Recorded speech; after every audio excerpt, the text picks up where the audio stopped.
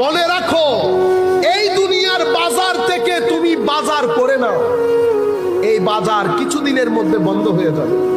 এই বাজার কিছুদিনের মধ্যে বন্ধ হয়ে যাবে। বুড়ি, এরপরে আরো একটা বাজার সাজবে, সেটা আখিরাতের বাজার। সেই বাজারে তোমাকে বিক্রি করতে হবে। তোমার থলের মধ্যে যদি মালামাল না থাকে, তুমি যদি বিক্রি করতে না পারো, তো তোমার দুনিয়াও গেল, আখিরাতও গেল। তোমার যা খুশি, যতটুকুন মন চায় তুমি নিয়ে ফেলো, এখান থেকে নিয়ে ফেলো। কেন? কারণ তোমাকে আল্লাহ এই বাজারের জন্য বানাই নাই, তোমাকে আল্লাহ বানিয়েছেন পরকালের বাজারের জন্য।